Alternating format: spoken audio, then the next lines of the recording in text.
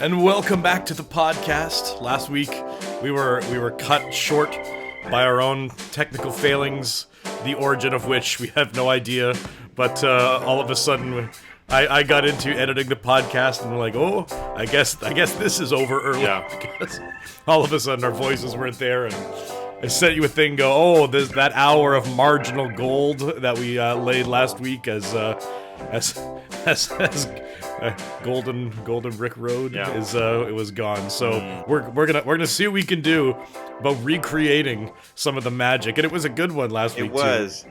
You regulars missed some good stuff. Yeah. That we enjoyed. Well, it's very difficult because it's fresh, and what we try and do is very fresh. None of this, believe it or not, friends, none of this is rehearsed. Believe it or not. And I mean, I've done speaking events before where, you have there's like 3 times you're supposed to do it 3 times in a row, and it's like the same meeting 3 times in a row, and down to like the songs, and then even the words said between the songs, and you start to go, oh, this is a giant performance. I'm not saying it's not genuine, but there's something I don't like. And so when I do that, say if I'm speaking somewhere, if I have to do 3 different times, I will definitely give 3 different talks, even if I have to make it up, because I'm like, I'm going to be bored halfway through the second talk. And wow, I can't. I mean, that's superstar level. That's superstar level of multiple service speaker right there. I can't. That's legend level. I can't do it. It's to me, because also the thing that would really bother me is, it's the same people on the stage, and if they're responding in the same way to that message again, I'm like, oh, now that pretense the first time? Like, I don't. That's right. They gave me a courtesy laugh the first time. If they gave me the same laugh the third time, or preach it or whatever, I'm like, this is not. Yeah, let's. So I try and do something different every time, and maybe that works. At least throw in different jokes and different stories. Anyways. I've got some friends who are traveling evangelisty types, and I mean, they haven't been for a bunch of years, but they were a whole family on the bus, and they, drive from town to town. And for those of you not in the deep cut world of Christendom, this used to be a thing a whole lot more. And on a bus, and the family set up the family worship sing song, and then Dad would preach one of 3 pre-done messages. They go, all right, you got my addicted to porn message, or would you like my freedom for the captors message, or are you here for a Jesus is King? Which one you want? Who's feeling lucky? And then you pick your message that you're traveling on. The wheel of preaching of fill-in Sundays, and but inevitably the kids will have all of their Sundays are filled with Dad speaking the same thing, and so they're like, for a while they were traveling on the bus, and they would tell me, hey, just so you know, once we're done singing, we're out in the bus watching you live while Dad's in there doing the same thing. I can only listen to Addicted to Porn many times before the message really hits home. Before So I'm sort of acquaintances, I'll say, but spent some time with a younger Bart Campolo back in the day. Son of Tony. Bart, son of Tony, first of his name, and he and this is back when he was still kind of doing the Christian speaker gig. And I just remember hanging out with him a little bit in an airport once for several hours, and he said, yeah, like, everybody knows Tony. If you don't know who Tony Campolo is, he was certainly in the 80s and 90s this legendary speaker. I mean, and really probably like top 5 kind of bigger name travel speakers. Yeah, but like really, I got to meet him, and I got to do some stuff with him. Really, really legit guy. Hasn't been followed by anything really horrific. Like, it just a good guy, really genuine. More left of center. I remember he was on with he did an interview with George Stroumboulopoulos once, which is one of my favorite. Yeah, Wow. one of my favorite names, and it's a really great interview because what you could tell, and George Stroumboulopoulos grew up in the church and stuff, and you could just see Tony catches on to this, and he's just very gently, lovingly, actually pastoring him in this interview, and because George is asking really good questions and really genuine questions, and he just says like, so are you, would you describe yourself as left or right on these political issues? And Tony he goes, tell me the issue, and I'll tell you what I think about it. Like, I'm not going to be defined by that label. I refuse to be. Yeah. So anyways, really good guy, Tony Campolo. But Bart was saying what you need to understand about Tony, and I talked to another guy who knew Tony really well as well. He goes, what he does, he goes, what Dad does is he works really hard for months on coming up with like the message, the thing he's going to say. And then he will say that for a year. Everywhere he goes, whatever the topic is, if they say, we want you to talk about this, he goes, yep, no problem. And he'll show up and he will do his own thing. And I can assure you, I know that this is true because I created a whole series of things once for this conference, and he was supposed to come in, and he came in and said and it was better than what I had put together, so it was like, and it wasn't that I was telling him what to say. It was just like, here's the topic. He's like, yeah, great. Okay, here's what I'm talking about. So he will do that for a year, and then he'll retire that one. So probably his most famous line or message is, "It's Friday, but Sunday's coming." So around Easter, it's Friday, but Sunday's coming. And Bart said he lived on that one for a solid year. That's what he did, and so he got it. So he knew it, note by note, word by word. He knew the exact moments, and it wasn't. If that's not legitimate to do that, because he's doing that in different places with different people all the time, and that was sort of especially before a big social media world, then like stand-up comedy isn't legitimate, because that's exactly what stand-up comics do, is they put together an act, they try and get 45 minutes. They're not coming up with a new 45 minutes every night, for sure. No, that's exactly true, and you see how it plays with the different audiences. And I would imagine there would be, like, when you listen to stand-ups talking about it. Actually, last week on the Dana Carvey and David Spade podcast, Fortune Feimster, I think that's her name. She's a comic. She's really, really funny. Anyway, they were talking about how she'll put together her hour, and about how she is a regular overturn the hour person, and then there are other people that it's like you get your hour and you work it the way that she did it. And the way that she said a few other of her contemporaries, they'll do their hour, and then they'll go, all right, I'm going to work out new material here, and just tell people, pull out your paper, and instead of working the clubs and working it up, they'll step out and kind of break the fourth wall a bit, and then work up the material, and do that enough that at the end of the year, they've got their new hour based on the stuff that they've worked out as they were performing. So instead of breaking, getting it perfect and get on stage, they'll do it as they go and kind of bring the audience into the process of it. So I would think you do that, like I know for a while there was a story and a kind of a quasi routine that I was going around to a few different places and talking about our city and transformation and kindness, and I had the beats down. I knew when to do the thing, and me and a friend of mine would kind of co-preach it sometimes, and we knew the patter back and forth. But then you always had to go, all right, there's a few different offshoots that you could go based on what the audience was. And I think we've talked about here where we always either had, it was a nipple crowd or a non-nipple crowd, because we had a few stories involving the nipple that isn't not for everyone. Certain versions of the Baptists are not. They're anti-nipple. I mean, that's there's the God Save the USA Bible, and then there's the no nipples mentioned Bible. They've never seen their own nipple. They're not interested in the nipples of others. What the ongoings of the nippular area in any way, shape, or form at all times. Those. Yeah, that's probably there. Yeah, it's part of the liturgy. I went and saw Dustin Nickerson, who's very, very funny comedian, So I'm in a very weird club, and he was doing all new material, which is great. But at a certain point, he said, "Okay, this is going to be weird, everybody, but I'm filming, and what I have to do is send like 5 minutes of material to the different talk shows, and because that's what you have to do, you have to send it to them, and then they'll see if they want to invite you on and that kind of thing." And then he actually talked off the record some really behind the scenes stuff about some of the talk show hosts, which was super interesting. Like really, really interesting.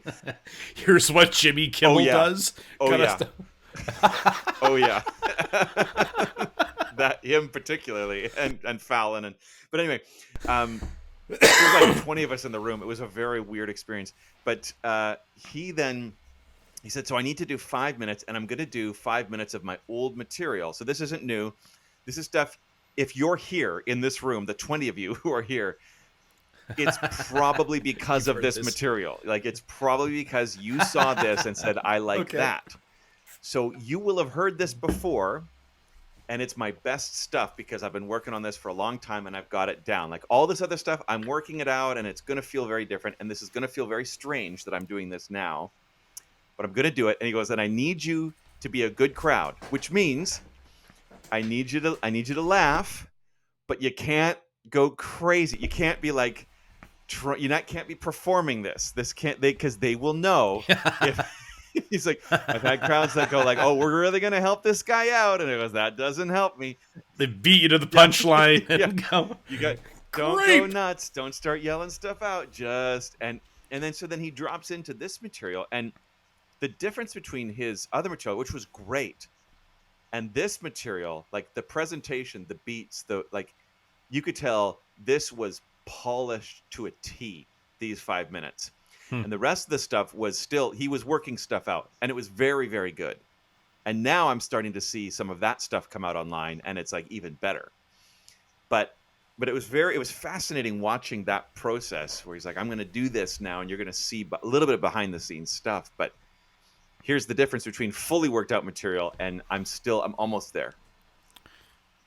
It's sort of funny, I've heard a few different people who talk about preaching and about how, like, you can't have a material 52 consecutive weeks. You're putting together. I heard years ago, before I got involved in like more full-time ministry stuff, I heard someone talk about it. It was actually like a young pastor talking to a teenager who was complaining about their homework in a presentation that they have to make. Like one written, researched presentation that they had to make in front of a class. And he goes, "Listen, I am writing what the equivalent is of thousands of pages of researched essays every week and putting together a presentation that has to be up to a certain level every single week, and every week it has to be just as insightful and do all these things." And I'm thinking, holy smokes. And now that I'm, a bunch of years into, speaking pretty much every week and putting together, like some weeks you go into it going, "Oh man, this is not material." This week I go, "I've supplemented with how many YouTube videos this week?" I go, "Please."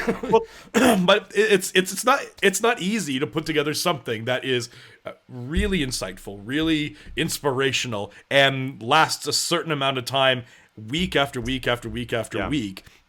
But it's only if you consider, like, that's the weird tension between, it is presenting something. It's not for and just entertainment purposes. No. There are obviously lots of differences between the two, but it's still a presentation, and you can tell if you're with a regular crowd every week by the fact if their eyes are open after 20 to 25 minutes, or whether you're catching more naps than normal. People think they close their eyes and you can't see, but you're staring right at the eyes of into the open or closed eyes. Yesterday I watched another Dustin Nickerson video, and he's doing something, and in the middle of it, he turns to someone who's in the front row. He goes, "Dude, are you asleep?" the guy had fallen. He's like, "You have nodded off 3 times, and you're in the front row." Like, who brought this man? Why? Why are you here? He's like, "You're in HD. You are being filmed sleeping at my special."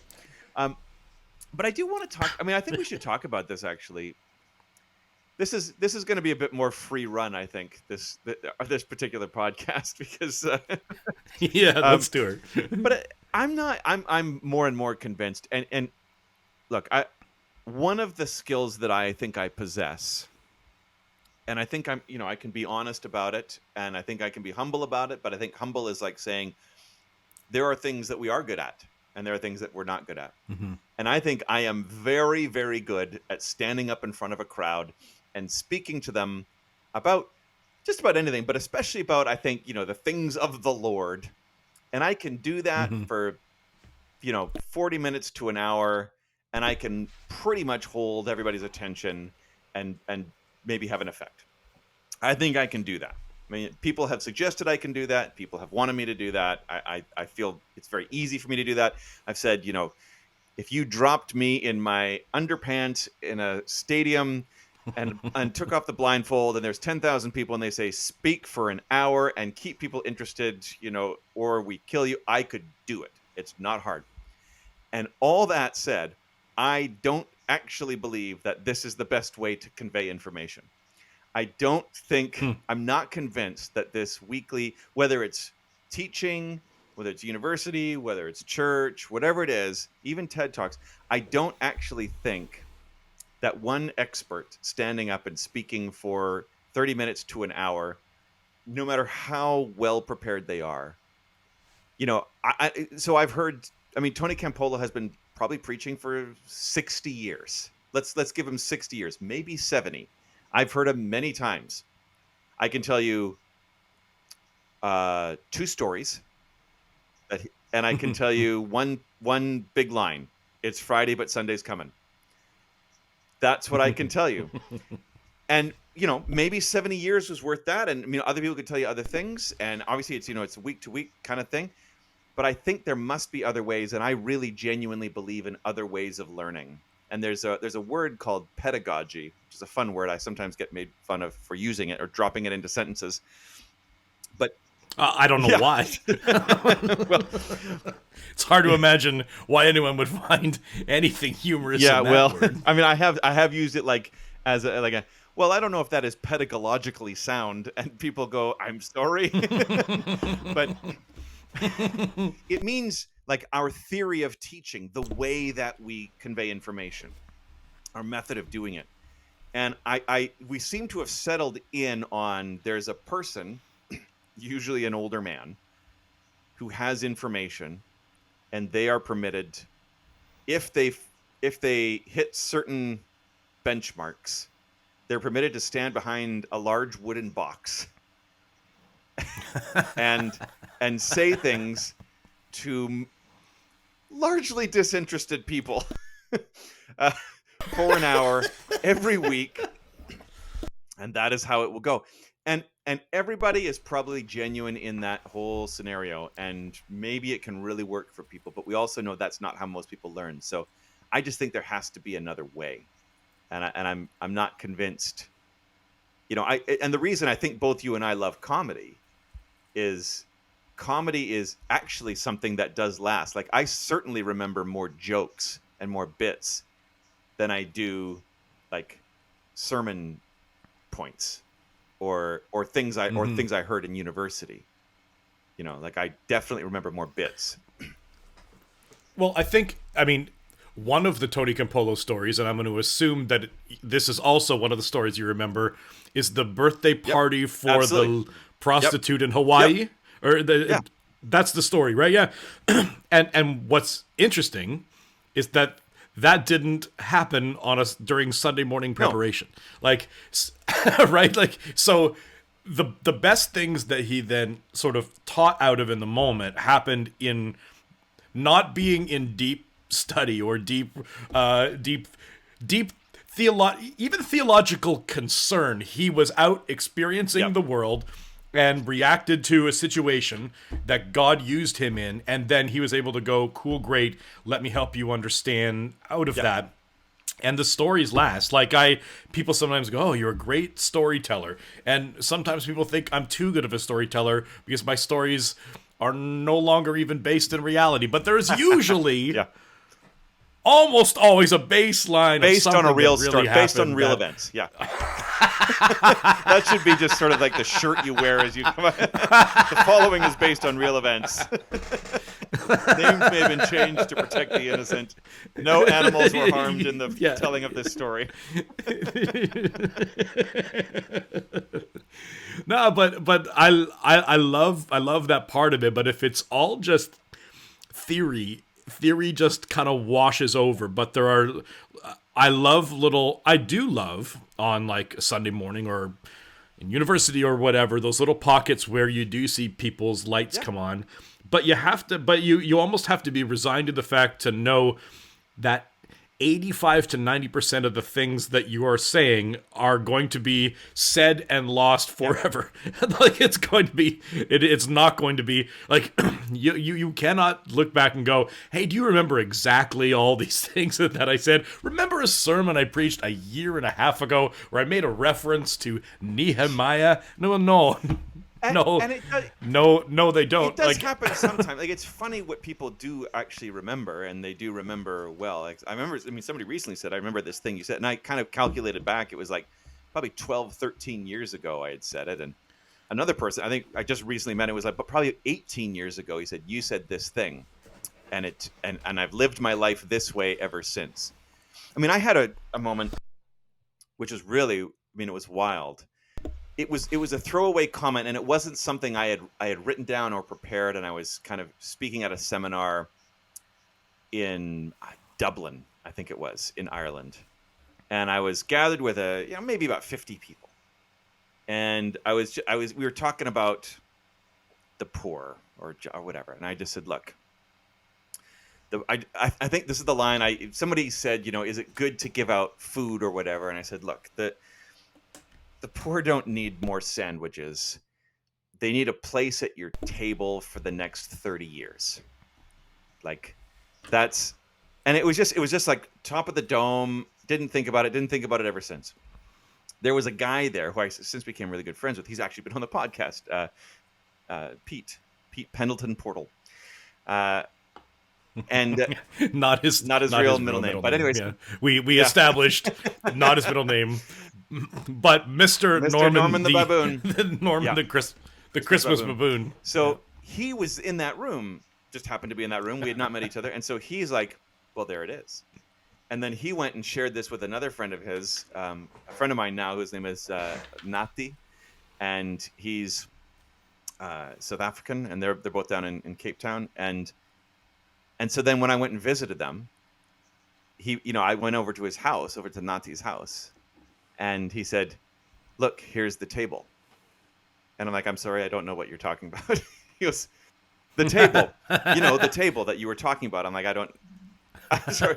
He goes, you said this thing and Pete heard it. And then he said, okay, this is what, we need a table where he said, so I found this giant, like a massive piece of driftwood. And I've spent years shaping it. And it was this table that could fit something like 30 people around it. And it was in his house. He goes, that's the table that people are welcome at for the next 30 years. And then I got to sit around that table and eat with his, community and family. And so it can happen. But to me, it was like, okay, the important thing wasn't that I said those words. The important thing was that there was a heart ready to receive it. And then feet and hands that were already in community and just ready to do the thing. So that it wasn't the word, like the words were a small part of it, but actually it was the learning, the pedagogy is in the make the table and sit around it, and try it out. And it's most effective, and I think you'd agree, in a context where you're already in a community of people who then, because in any given room, there are all kinds of different needs and callings and passions and all these different things. And I'll bet you he was the only person that maybe really hit his heart that day. And so you don't know what this, to me, is where the word of God doesn't come back void. So, like, something will happen in people's hearts that you can't predict necessarily. You can't orchestrate. I've had innocuous moments. I had one about a month ago where it was in in the sweet spot between worship and transition to announcements and the sermon or whatever. I'm like, and God loves you, Billy, and God loves you, Eddie, and God loves you. And I said the name of somebody in my congregation, and afterwards she came up in tears and said, "Oh, you said my name, and I just needed to know in that moment that I wasn't forgotten and that somebody cared." And truthfully, this was not divine or anything. It was just something that just rolled out of my mouth because I happened to see this person's face. But that was all the person needed. I'm like, man, holy smokes! Sometimes it's pretty amazing. And you know, like even the Tony Campolo, it's Friday but Sunday's coming. I forgot that was a Tony line. So we have one of our listeners who's one of our regular listeners here in Brantford, my friend Terry. Every Good Friday since I've known him, he's dropped it's Friday but Sunday's coming on me, and I'm like, in my mind that was a Terry line, and I figured it must have been from somewhere, but I forgot that was a Tony Campolo. Yeah. And when you said it, I actually started thinking about Conan O'Brien. So I've been watching this week a travel show. Conan O'Brien's got a new show out called Conan O'Brien Must Go, where he travels. And on a side note, before I get back to what I was actually saying, amazing show, so funny. I think maybe the best gig in entertainment has to be the comedian travel show, where they pay you to just travel and be foolish around the world. Travel man. Is there any sweet... An Idiot Abroad. There's no sweeter gig. Oh my gosh. Absolutely.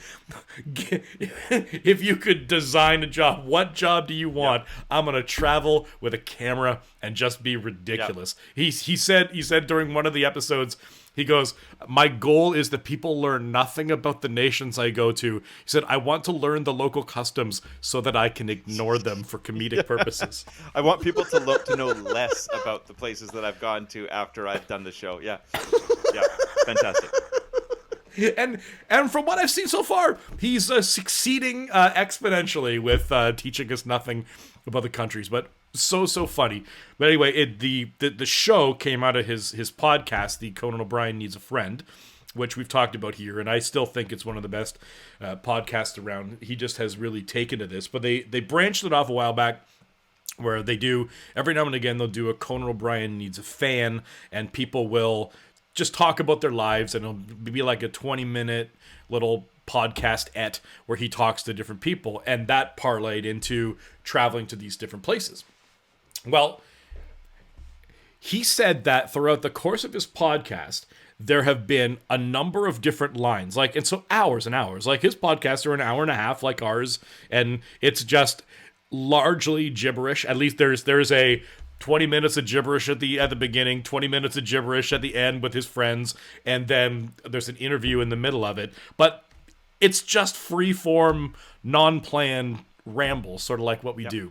And stories will come out. And he said every now and again, a line will come, and then that will be the thing that when people see him on the street, people will yell it out.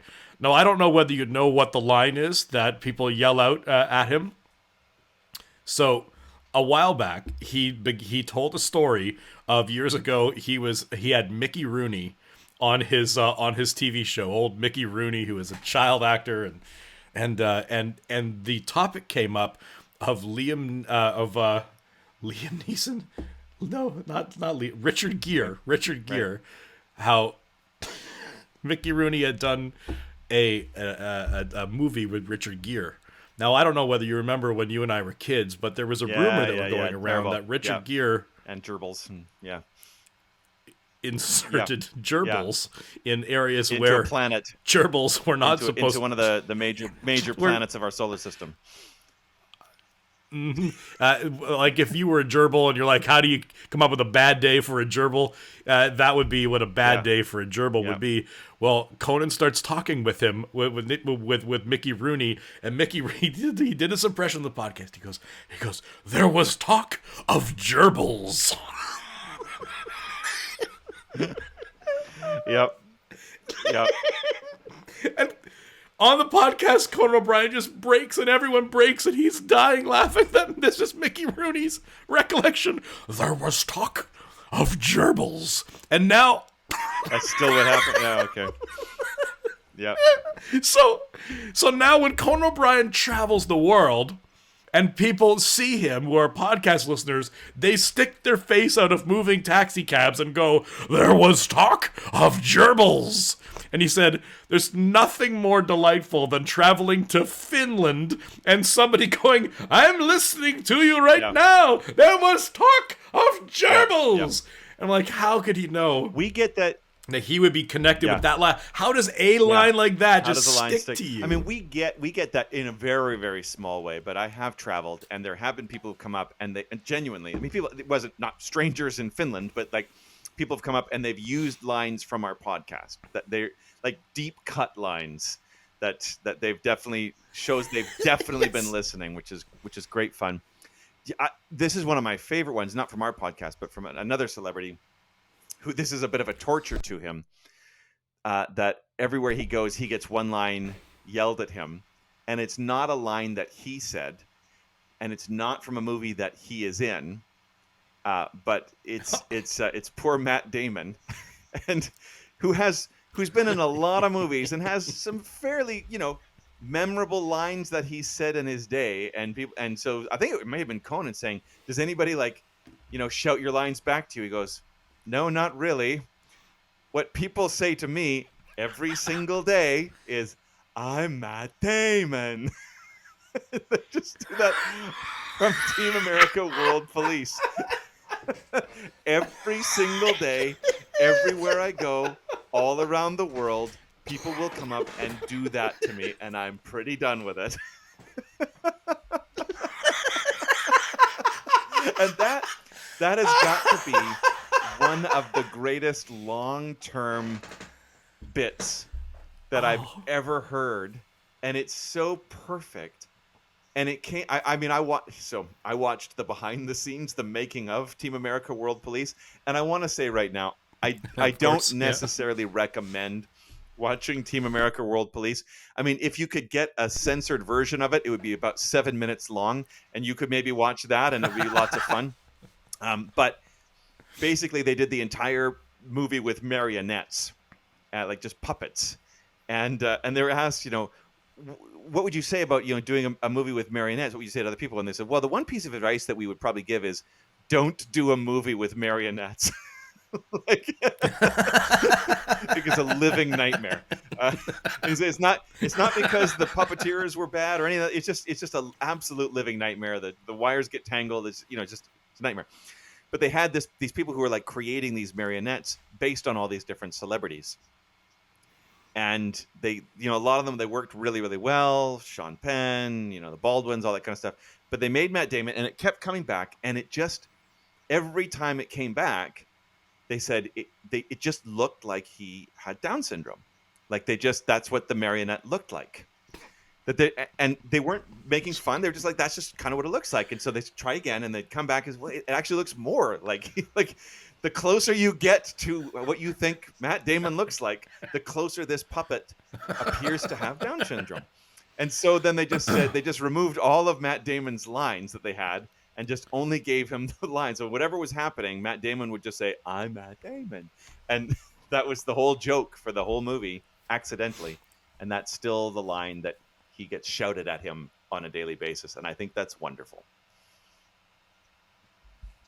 Do you feel like we're in a little bit of a there seems to be ebbs and flows there's a lot of funny things that are happening and funny people that are doing funny things.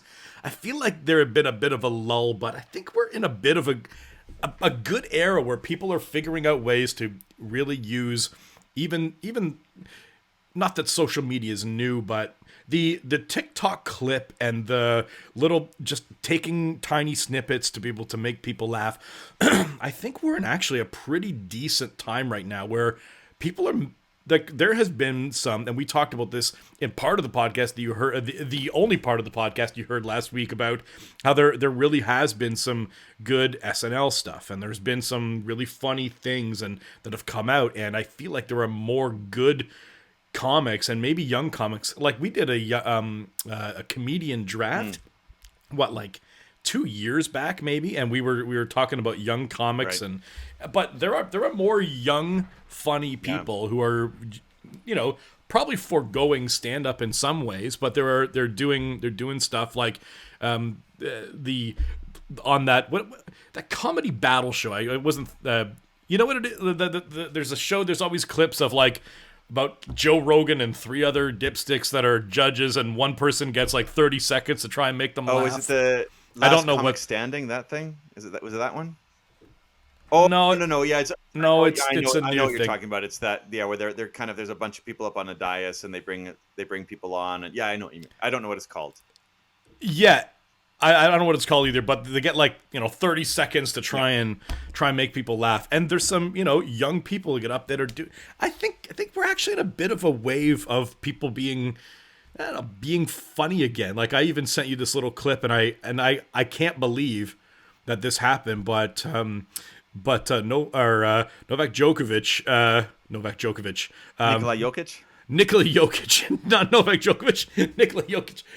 There's many people Yeah. with this similar name. He dressed up as Yeah. Gru from the Minion Yeah. movie for a promo thing. I thought even the Yeah. Joker is in funny. on this now. Yeah. He's I think it's actually a pretty decent time for Well, comedy. and right now. it's been democratized in lots of ways, which is very interesting. That there's comedy can come from lots of different areas now, and so that show you're referencing, which has the potential to be kind of a very male centric, almost reactionary kind of thing, is also very interesting. Because anything goes. People will come up and say the most shocking things, but there's like a comedian there who is nonverbal, who comes on and kills. I don't know if you've seen it, but he comes on and he has typed his jokes into his phone, and then his phone tells the jokes. And I have it's seen it. Yeah. amazing. And he actually does some back and forth. So what's his buddy? The guy who did SNL a little while ago, who had been fired and came back on. What's his name? The comedian. Gillis. Yeah. Shane Gillis. So he was behind the table, and he was like roasting this guy, and they were going back and forth, and he's like, I know you got something queued up in there, something mean. I know you do. He said, I'm glad you can't talk. I'm glad this can't go quick, because it means you can't roast me back quick enough. But then the guy had typed in and he had it ready to go. He goes, Shane, you were such an inspiration to me until I found out that you weren't mentally challenged.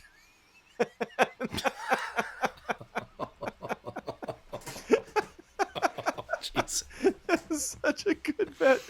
And it was like, I love that stuff. And I love, I actually had an interaction with a comedian, Pete Lee, over TikTok this last week, because he goes around the country and he has a guy who opens for him, who is autistic, and is just like a killer comedian. He's so funny. And Pete Lee does these little clips, and somebody said, he was asking, what do you do for a living? And the person's like, oh, I work in essentially special education. He goes, oh, well, that's great. I mean, I'm friends with this guy, who came on earlier. And she goes, oh, I thought you just had him out for political reasons. And he's like, what? He's like, no, I don't. What? Like, I just think he's one of the funniest comedians around. What are you talking about? And I'm like, yeah, like, I just think he's hilarious. And he's not funny because he has autism. He's funny and he has autism.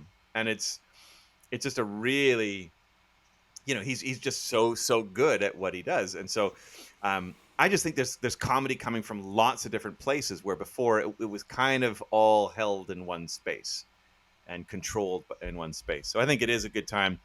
And I also think that we have to be careful, as we do with all voices and all celebrity especially, to not just get our information and our opinions from there. I think that can be dangerous too. Just because somebody's funny doesn't mean, like, I just read a book by Eddie Izzard, his autobiography, called Believe Me. And it's a very interesting book. I think, did I talk about it last week? I don't know if maybe I did. I don't know if I did. Anyways, I think that may have been part of the podcast that was lost, because I think I did talk about it. His book goes into like forensic detail of his early life, and then into his 10-year struggles of just getting nothing done. And he just keeps saying, it just didn't work. I couldn't write a joke. I couldn't, I was doing stuff. I was doing like street work to try and make people laugh. And as he's describing the street work, I'm like, oh, that's awful. Like that would be I would never stick around for that. And he's like, yeah, nobody stuck around for it because it was awful. It was so bad. And then something, it was so bad. And then something clicked. I mean, he literally went to stand-up classes. And then he was performing for 20,000 people. Like it was just this wild thing. So he's great, and in his act is quite intelligent in lots of ways too. But then I'm also reading some of the stuff he's writing. I'm going, oh, in this area, that's really dumb.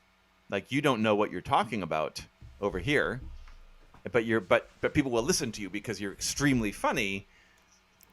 But nobody should listen to you over here about this. Yeah. I don't have to get all of my information from you.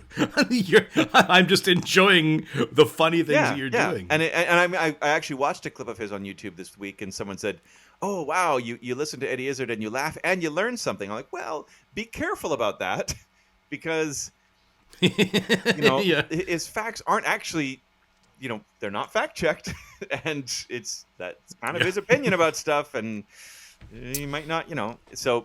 I think we have to be a little bit careful, and so the carefully researched presentation, it still matters. It's just, is that the only way or the primary way that we're learning? I think it still has to be there, but I'm not sure it's the only way. So there's I don't know whether you've seen the guy. He does a character called Coach Chippy. He does hockey related humor where he does. It's a guy with, he's like a hockey guy with a mullet, and I think he's a comic, or he's a guy who started doing this almost like he'll do NHL characters talking with each other. Oh yeah. So okay, yeah. Who I'm talking about? When he does Austin Matthews, he puts on a little fake mustache, and then he's got Brad Marchand with a big nose like a mouse or something like that. And I've seen him for quite some time, and it's funny. If you're really inside the hockey culture, inside the NHL, the drama of the NHL, you'll get the jokes. Not everyone's gonna get Coach Chippy and what he's doing on TikTok. Now, I thought, okay, he's just TikTok guy.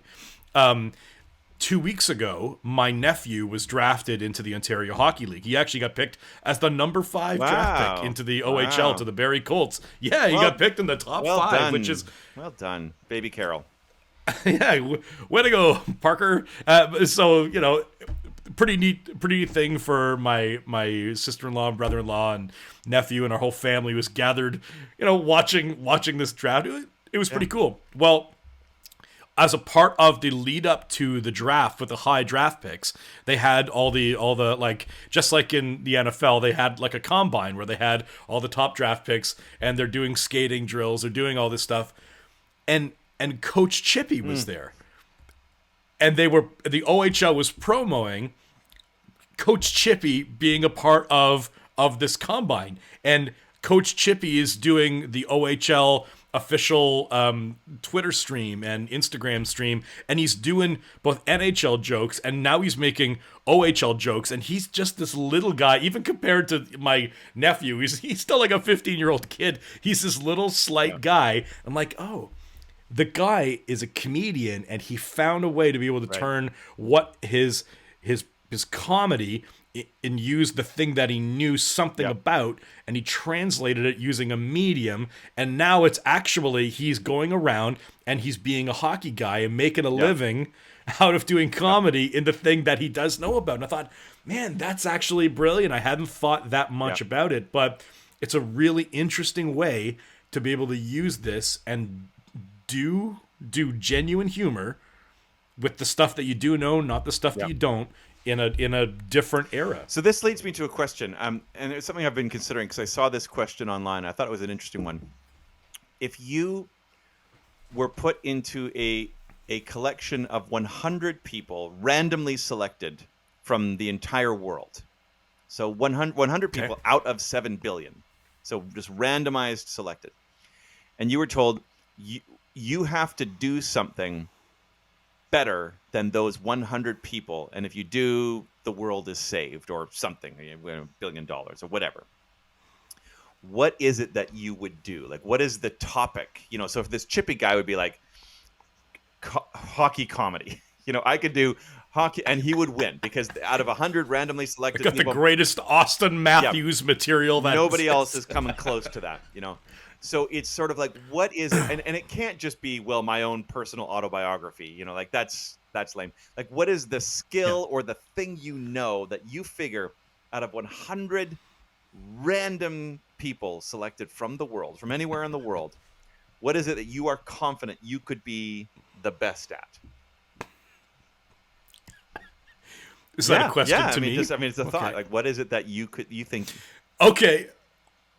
Well, I'll tell you what I would do. Yeah. I don't know what the first thing that I would do is the bit that I do when I'm in a situation that is awkward with a bunch of other people, and you're playing a little bit of a get to know you game. So here's what I do. I go, well, I mean, I do magic. Would you like to see a magic trick?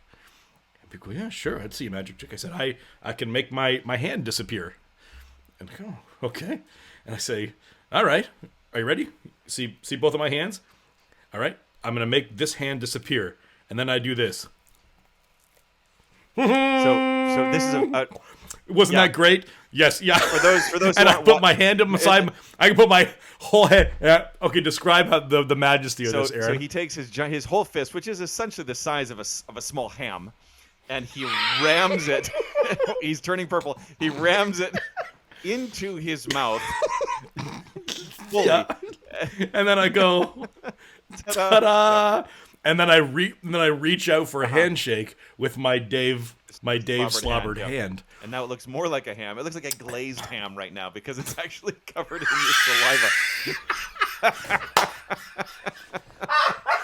And I'll tell you, I've done more jokes about your hands, I think, than we have stories about Scott Oak. So.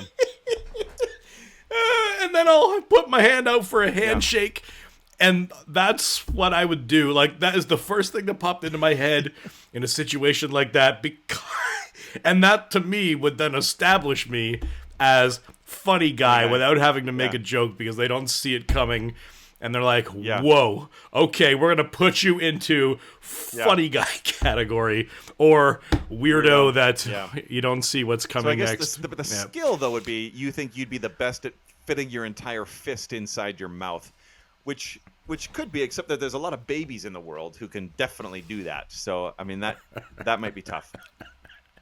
Mine would probably be Lord of the Rings trivia.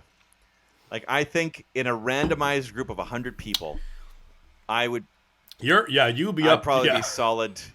Like, even so, there was a quiz night being suggested at some point, and my brothers were with me, and someone said, "Oh, you should go and do quiz night with Aaron. It could be Lord of the Rings quiz night." He goes, my brother goes, "I'm not doing quiz night in Lord of the Rings against him." Like, and no, there are people who know way more about Lord of the Rings than I do, but I know a lot about Lord of the Rings, and so I think not many, not all that, not in a randomized group of 100 people out of 7 billion. So I think I'd stand a good chance there, or like, deep cut patristic theology. I think I could probably do a halfway decent job at that as well. Yeah, but if you said that in that crowd of 100, nobody would talk to you subsequently. Okay, great. Yeah. That fella's got his fist in his face, and we're hanging out with that guy over there, not Mr. Desert Theology guy. I want friends in this crowd. At least one. Yeah, I was actually including the Eagles in Lord of the Rings in a sermon a while back, and I almost called you, but I thought I probably won't understand. I'm just going to AI this thing. I'm going to let the robots. Let's see what the robots have to tell me about it. It'll be easier. It'll be crowdsourced. Thorengil is the king of the Eagles, and that's what I figured that out pretty quickly. Yeah. Well, so that's all true. we did come across something, and this was sort of one of the categories last week, and it was one of the funnier ones I thought was this new movie that's coming out. And it's interesting, in this past week, Yep. I got entered into a competition to win tickets to go and see this movie. And so I want to describe this. If there is a God, you will be that I get to go into the premiere of this. You will be one of the first. Because it's a Sasquatch update, and a friend, Brad Bates, eagle-eared listener to the show, sent me this Sasquatch podcast called Searching for Sasquatch, Unveiling the Mysteries of Bigfoot, which is great. Listen to that. But there's a new Sasquatch movie coming out, which is a fictional documentary about a family of Sasquatches. And the headline from Yahoo says, Sasquatch Sunset, that's the name of the movie, is so relentlessly gross that people are walking out of screenings. But the Star says the film was a labor of love. And so, the dialogue of this movie is entirely grunting and hooting. And the film follows a family of Sasquatches around, just doing all of the bodily things, excreting, eating, and mating. Again, some people have called it the most disgusting thing they've ever seen. Others have called it visually revolutionary. But here's the kicker that I just find so fascinating. It stars Jesse Eisenberg. Yeah, a real actor. Yeah, somebody who is a guy. A guy who is a guy. Took the Social gig. Network, Mark Zuckerberg, that's what he played. He was Lex Luthor, and he said, you know what? Labor of love. I want to be a pooping, farting sex machine Sasquatch for a number of months, just hooting and grunting, and that's my next career move. And that's I just think that's an exciting time to be alive, that this movie has been made. And we can go and see it.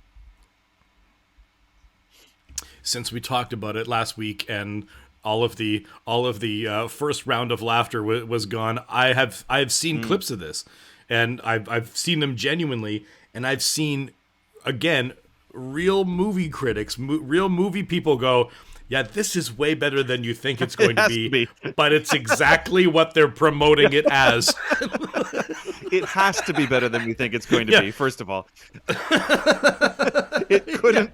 Yeah. What I'd love to know, what does the script look like? Jesse Eisenberg gets the script, and he's like, I'm looking for dialogue to be able to. Hopefully the descriptors hoot and grunt, significant. Hoot, then grunt. Hoot, grunt, hoot, hoot, hoot. Yeah. Hoot, fart, poop. All right. Scratch, grunt. Growl, hide. I mean, it's just amazing that brief appearance. Yeah. It's staggering that it gets made, because movies aren't cheap. It's fascinating, actually. Jerry Seinfeld was just on some talk show yesterday saying that movies are dead. Because what are we supposed to do now? I think he was talking about the whole Marvel thing, but that's a really interesting thing for somebody to say who literally has a movie coming out soon that I think he is hoping people might go and watch. So to say movies are dead is that's not your best promo, Mr. Jerry Seinfeld. I guess you've got $1 billion. I searched it up yesterday to see when his movie was coming out. I told my daughter I've been sick for a few days, and me and my daughter were laying on the couch, dying together in bed on the couch, not in a bed, but I'm like, Jerry Seinfeld's got a movie coming out. She goes, no, he doesn't. And I said, yeah, he does. It's about Pop-Tarts. She goes, that's a stupid thing to make a movie about. I said, exactly. Yep. And we watched the trailer, and it looks awesome. I'm like, I think it's like a movie made by a guy who thinks that movies are dead. And so let's get every famous person I know, and let's do a ridiculous movie about Pop-Tarts. Which it is a bit of a throwback, because it's not the kind of movie getting made. It is the kind of movie that used to get made. But I watched that Steve Martin documentary, which was fantastic. It was so good, and his whole. Did we talk about that here on the podcast or not? Just briefly, but boy, is it so good. And he just he made a ton of movies, but they weren't none of them were really blockbusters. You know, they just were funny movies or not funny movies. You know, The Jerk is, if you watch The Jerk now, it's such a weird movie. It's not, you couldn't imagine that kind of movie being made almost today. Certainly not as a vehicle starring literally the biggest comedic star in the world at that time. I mean, selling out 100,000, you know, just unbelievable rock star kind of guy. And like, let's make this movie. And then all of his movies are just kind of like, well, they did well, but they're just kind of these smallish, you know, comedy movies that it'd be hard to imagine them coming out now. You know, everything's got to be big, and or just goes to Netflix.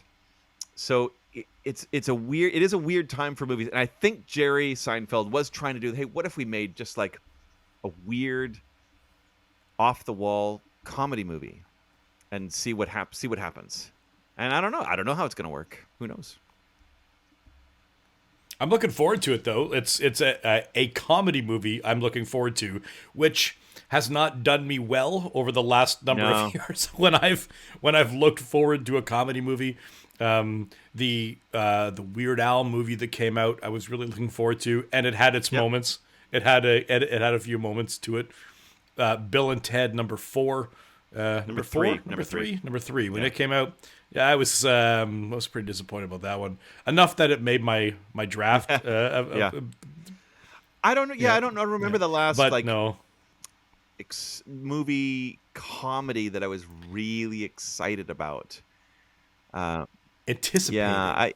It's hard because, and partly because what we talked about earlier, that there's been such a boom in the democratization of comedy and the immediacy of comedy, that a movie is such a different thing, and it's very difficult now for us to laugh at contrived situations. In somewhat in the same way, and this is going to go back to wrestling. I think there was a real lull in wrestling when the UFC came out, because people went, now we're watching and being entertained by people really doing these things. Like, that guy really literally kicked that guy in the face, and now we know what that looks like. And so when this guy over here kind of fake kicks that guy in the face, it doesn't work quite as well. So I think there was a real lull in people's enjoyment of wrestling, because they go, well, it doesn't look real. And I think that that's the case with a lot of the comedy movies now, is it's really hard to make the comedy real because we're watching so much comedy in real time. So even like physical comedy, you know, we've all seen Jackass. We've all seen that people do this stuff for real. And so now when somebody does it fake, it's really difficult to make that funny because we've seen it happen. So I think that that's part of, again, back to the wrestling analogies. It's where my sharpest insights come. Is I think it is your in a group of 100 people at the end of the world. Can you make wrestling metaphors for life? Yep, I can. Drawing real life insight from 80s wrestling. Absolutely, no problem. Because I think there was a time when I was like, you'd get more friends that way. Just so you know, you'd make more pals in this group of 100 with that over Lord of the Rings trivia. Just because very populist. But there was a lull, and I think it has changed now. I think that now they've figured out a way. Wrestling has figured out a way to make people interested again. So it can happen with comedy. It just has to, I think, differentiate itself better and tell better stories than the stand-up comedy thing that's happening now, the boom in stand-up comedy. You know, go ahead. Yeah. So what do you think about this? I don't know whether you've seen the announcements, but they are rebooting Naked Gun, and the star of Naked Gun is going to be Liam Neeson. He is taking over Lieutenant Frank Drebin. See, now, he is fantastic. He is incredibly funny, and I think he might. I know it might work. It's gonna be tough, but that's honestly, genuinely, when I was talking about the physical comedy thing, the thing that was running through my mind is they probably have to go back to a kind of Naked Gun type scenario, where it's so over the top. And that's how they did it, because people now think of Leslie Nielsen as the guy with the fart button in his pocket and everything was a gag. But I mean, he literally spent his entire career as a serious actor, and part of the joke of Airplane and then Naked Gun was this guy's playing it straight. And all of the best comedies, are people that know they're funny but are playing things straight and let the script and let the material do the work. And they have to play it straight, not yuck it up necessarily and play it up for poops and giggles on in their performance. Just play it straight and let the material speak for itself. Yep. And I think, like, when I first heard it, I thought that is like potentially like a totally out of the blue, like Liam Neeson, Mr. Taken, give me back my son. Like that's But it could be just about perfect. And he is very funny, but especially in that straight man serious role. Like, so he was in Life's Too Short with Ricky Gervais, Stephen Merchant, and Warwick Davis. Just one scene, but it is one of the funniest scenes you'll ever see in your life. And if you haven't seen it, I urge you to look up Liam Neeson, Life's Too Short. And he's playing a version of himself, and it is one of the funniest things you'll ever see in your life. And I watched the behind the scenes afterwards, and he was saying like he couldn't get through it because Ricky Gervais just kept laughing so hard, and then he kept laughing so hard, and it just took them so many takes to get through it because their whole thing is just playing it dead straight. And then he was in the Ted movie, and again, same thing, just plays it dead straight. And he was in Dairy Girls, which is a great show, and he plays an Irish police officer who brings the girls in and interviews them, and again plays it just dead straight and is killer funny. So I actually think that could work. That is a formula that maybe could come back, much like wrestling, 80s wrestling, back into it now. I think that the Naked Gun stuff could come back into style. They're going to have to find a way to adjust it enough for a younger audience. Yeah. Because I'll say that when I've showed my kids Naked Guns and Airplanes, like, they believe it's actively stupid. Yeah. Like, they're like, and I'm like, yes, it is actively stupid. But at the time, it was a reaction to everything is serious, or everything. It was stupid for stupid's sake, and the stupidity was what was so delightful about it. Like, I love how stupid this is. So I don't know what the small adaptation is, if it's got to be even quicker gags, because like you watch, even now, you rewatch Airplane, Naked Gun, every cut had a gag. Like, there was rarely a cutaway that didn't include even some gag, whether it was the best one or whether it wasn't, whether a guy who killed Nicole and Ron Goldman was in it or not. There was a gag. There was a gag in pretty much every scene. So I don't know how exactly they do it, but I know that they didn't care that much about story. No. Like, story really wasn't very important. Like, you didn't have to have a low, because a lot of those 80s, 90s comedies and movies that we loved, the last 15 minutes, they were horrendous. It was like, please, we're done. The thing is done. I don't care about resolving the storyline of El Guapo here. Like, does El Guapo live a long and fruitful life? I don't do the handshake again. Like, that's what's good. Yeah. You're referencing, of course, the Three Amigos, which is easily one of the funniest movies ever. But like, it didn't need. I mean, the ending was fine. It was the ending, whatever. Get it over with. But it was all the other bits in between that you could definitely still talk about. And I think, but it's very difficult to do, because even this group, Please Don't Destroy, that I think does so well on SNL now, and they're very clearly, the stuff that they put together week to week, almost like putting together a sermon week to week. The video shorts they put together are so funny. I mean, they're just killer funny, and they're right in with the zeitgeist. They're right in with like the cultural, everyone thinks this is great.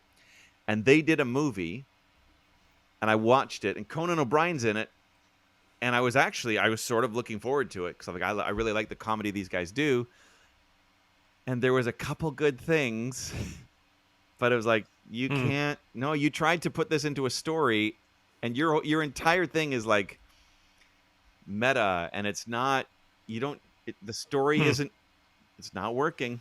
There's not enough to be able to carry it over the course of a popcorn movie night out. No, it's not. It just wasn't. I didn't care about the emotional whatever of the characters. It was, so unnecessary. So it's hard. It's very hard to do. So we'll see how they do it. I don't know. Have you ever seen the show Life in Pieces? Have you ever seen this? I've heard about it, but I haven't seen it. It was I hadn't even heard about it before this past week or so. My youngest daughter, who has a really, I think more sophisticated probably than she should comedy taste. It's a young comedy taste, but she loves it. And she binged it, watched it all the way through, and said, "Dad," and she's almost like a dad. You should watch this. You'd like this. So it was the 4 years of it. Tom Hanks' son was sort of one of the main leads. It had who else is in it? Guy was married to Barbara Streisand. James Brolin is in it. He's really funny in it. There's a bunch of other that guys who are in it. But it's like it was a regular half-hour show, but the way that they did it was, this is a family of characters, and each show was 4 vignettes. And so the vignettes didn't have to have a specific ending. So it was just a scenario, characters, funny, and then it ends. And so each show was entitled like Purple Flower Wagon Rainstorm, because those were the titles of the 4 vignettes. Right. Sometimes they wove together, and sometimes they had like something woven through. Other times they didn't, and it was I watched it during my sick few days with her a lot, and I'm like, this is a writer's dream in some ways, because you can just tell the tale, let the characters do their dance, find the funny, and then you don't have to care about the stupid resolution. Right. You can just walk out of the high note, and it doesn't really matter. It's the whole premise. You've already bought into the idea of the funny of the character is more important than the hugs and learning, which is what like Larry David and Seinfeld abhorred. No hugging, no learning. Yeah, that's right. You're not trying to learn. Remove the emotions and the learning. And there was that beautiful moment in the Steve Martin movie where he gets the script, and I think we talked about this, where he reads out a bit of, or shows a bit of the John Candy monologue at the end of Planes, Trains, and Automobiles. That kind of is the emotional punch of the movie. And I do actually think that movie is missing that, because the ending of that movie is kind of the only bit that I don't think is pure, unadulterated genius. That Planes, Trains, and Automobiles might be my number one comedy movie of all time. I can't tell you the number of times I've watched it, and I still howl laughing at every single bit. And but that ending where it's got the cheesy music and the kind of soft frame, and then his wife comes down the stairs, and you're like, what is the point of her? I don't understand, And then you sort of get a little bit of the story of where he's coming from, but you're like, but it doesn't. Is he now living with them? Is that what's happening? Like, I don't understand. I typically don't make it past the train station. Yeah. It's over once we get to that train station. I don't really, it's not really needed, and it's kind of like, oh yeah, like there would have been a bit of a different resolution. I was just thinking about this because I rewatched Napoleon Dynamite. And I actually really like there's sort of a resolution there, but there really isn't. Like, it's a ridiculous. I caught you a delicious bass. there's no. It's just. And then tetherball. Their life just continues in the dear God, I love that joy movie and so the much. misery that they were in. It just, he wins a bit of a victory, but it's absurd, and so it's just like I love that it's just so crazy. that nothing has really been worked out. It's just a day in the life of a kid in Idaho. and, Oh it's man, so fantastic. that is just one of my favorite movies. That's one of my. We've probably talked about Yeah. it before. I remember the first time I saw it. I had a few people say, "Dave, you have to watch this." You know, every now and again people go, "I know you and I know this, and please just watch it." And I want to put it into the Dave machine, and I want to hear what comes out of the Dave machine. And so we watched it like, I don't know, man, this must be what, like 20 years ago it came out? Yeah. Something like that, because I remember we were early married or whatever. and I watched the beginning of it, and I'm like, what am I watching here? What is this? What is this picture? And then the moment where Kip looks at Napoleon, and he goes, "It'd be nice if you could tow me into town." And then he bikes him in.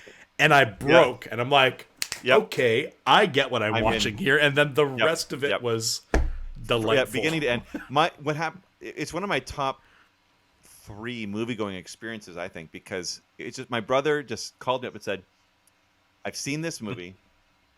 We're going to see this movie, and I'm not telling you anything about it." I'm like, all right. And I think I'd heard the title. I knew nothing about it.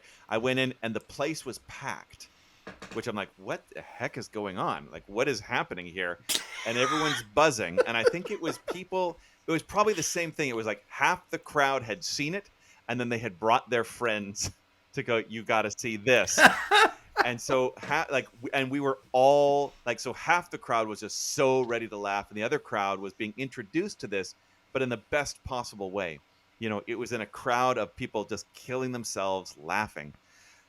And I just recently watched John Hader, who plays Napoleon, and he was doing an interview, and he was talking about when like that film got debuted at Telluride, or like one of these film festivals, not Cannes, but like one of these film festivals.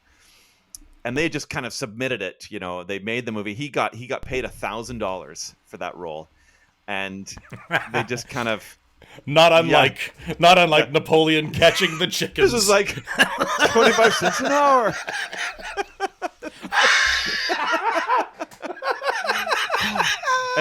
and then they were like watching it, and he's having a great time watching it, but like Jared Hess, the director, is like throwing up.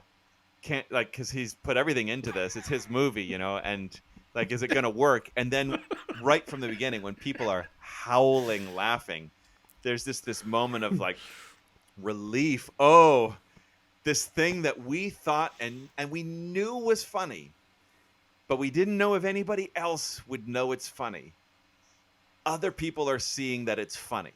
And it just, this feeling of like, okay, we've done a thing that people will like. And man, it was lightning in a bottle, that thing. And I can't tell you what the most recent thing of that would be. Like, just that coming out of nowhere movie. I have to put a lot of thought into this because it doesn't happen often. So when it does, it's extra special. And you know, when I hear people say that they don't get Napoleon Dynamite, I don't blame them because it's not. It's pretty peculiar. Yeah. Oh, yeah. But there are things in it, like when LaFonda gets off the bus and Kip is standing there with high socks and a LaFonda sign on cardboard, I could watch it and be charmed every single time. The time machine whole bit, I just think is one of the funniest. I forgot to put in the crystals. Oh.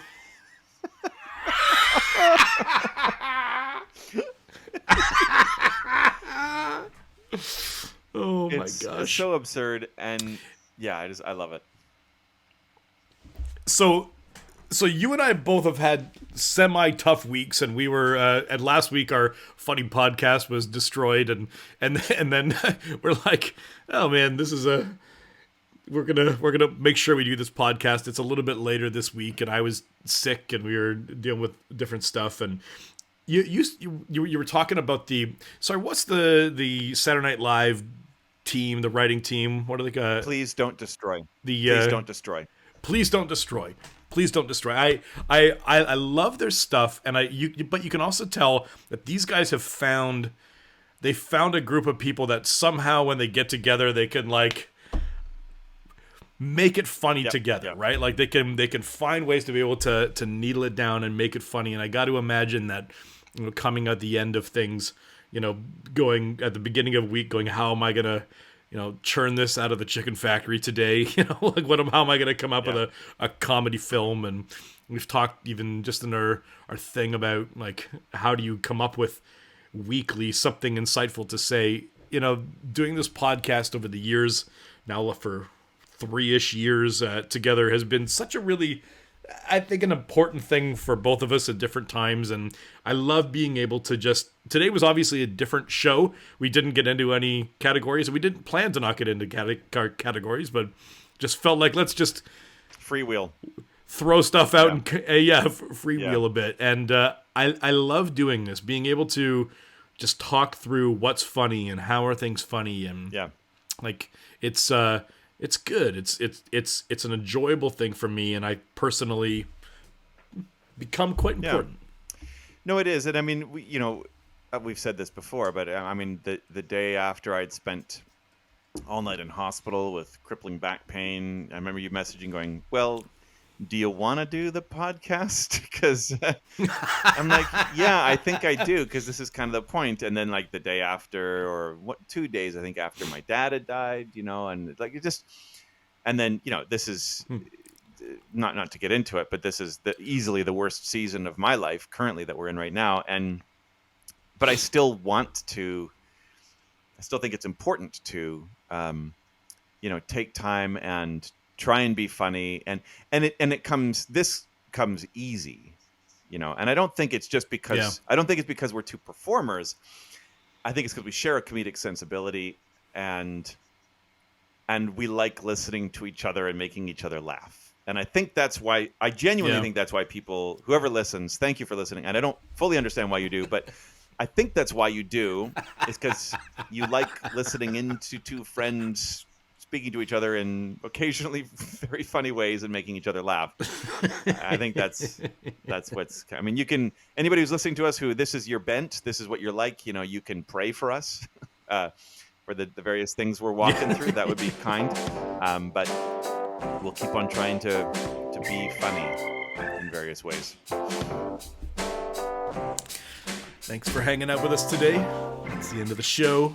We're going away, but we will be back. See you next week. See you, bye.